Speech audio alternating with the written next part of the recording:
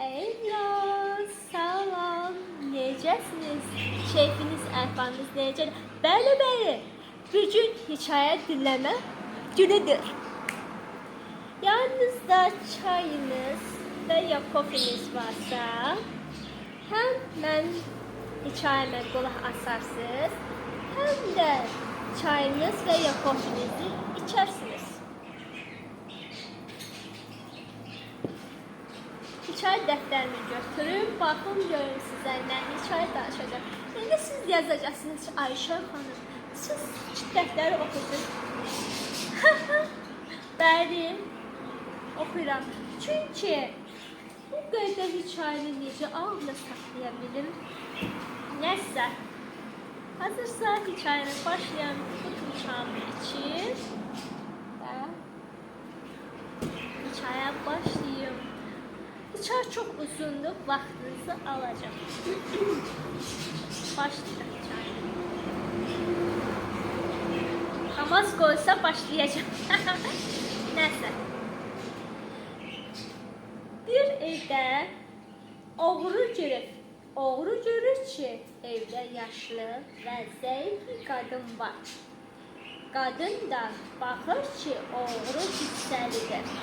Səsini çıxarsa, bir dəfə yıxıracaq, o da elə qalacaq.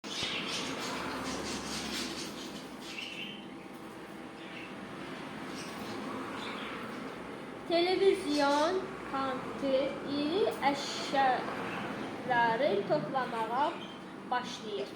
Qadın səslənir. Ay bala, bu əşyaları nə edirsən?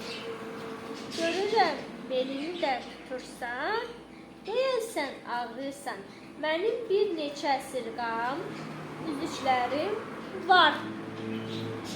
Ondansa gəl bunları apar. Oğru deyir, Allah səndən köməyin olsun. Neçə ildir bu işi görürəm, hələ belə bir təklif eləyən olmamışdı.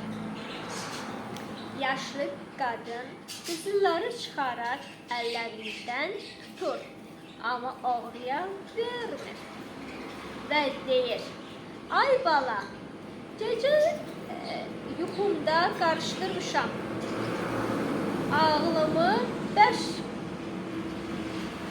qarışdırıb. Gəl sənə yuxumu danışıb, bəlkə sən bir mənə çıxartdın. Sonra bu qızları alarsan, çıxıb gedərsən. Oğru razılaşır və qadını dinləməyə başlayır. Nə olacaq sizcə? Yedimə adında yazarsınız. Nəsə. Oğru yuxumda gördüm ki, qayıqdan üzürəm, birdən buruluğa düşürəm. Qışqırıb oğlumu köməyə çağırmağa başladım. Ay Sabir, hardasan?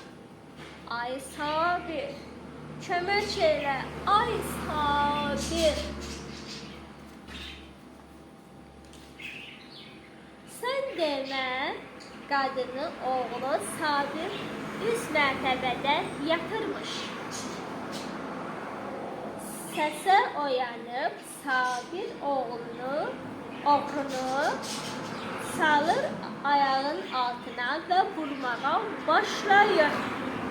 O qədər döyür ki, qadın oğruya yazığı gəlir və oğlundan deyir, Sabir, bəsdir, vurma. Oğru zarıya deyir, qoy vursun ay xala. Qadın soruşur, niyə vursun? Oğru deyir, qoy vursun ki, mənə dərs olsun. Mən buraya oğruya gəlmişəm, yoxsa yuxu yazmaya. Sizcə bu hikayədə nə demək istəyir? Siz də bu hikayədən nə anladınız və Nə dərs çıxartdınız videomun altında yazasınız. Mən anladığımı deyim. Əziyyətdən faydalanmaq üçün yaradıcı yollar da daim var. Çünki insan zehni faydalanmaq bilgiləri var və bu bilgilər insanın həyatında və növünü davam etdirmək üçün olduqca zəruridir. Hər kəs, hər vəziyyətdə burada mənim üçün nə var şəkildə baxır. İnsanlardan faydalanmaq istəyirsə, insanların hədəflərini bilməlisiniz. Deyir Kornejenin gözəl bir sözü var. Mən sizə hər şey edə bilərəm. Sonra əlavə eləyir. Ancaq siz istədiyinizi verdikdən sonra bir insanı çox gözəl auranız varsa və qarşınızdakı auranızı verə bilirsə, insana daim sizinlə söhbət edirsə, sözünüzü deməkdə məqsədiniz nədir? Onun əhvalınızı yüksək dərəcə əvvəl ona hər hansı şəkildə faydalanmaq istəmirsinizsə, biznes danışmaqla sosial ünsiyyət münasibətinizi bütün formada maddi və qeyri-maddi faydalar əldə etmək üçündür.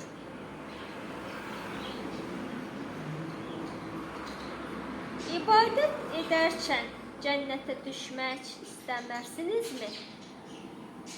Faydalanmanın yanaşmasıdır. Yəni, qarşı tərəfdə fayda verərək əvəzində faydalanmaqdır. Faydalanmaq üçün ustalaşmalısınız. Bunun üçün fürsətləri görməyənlər təhlükələri görərlər.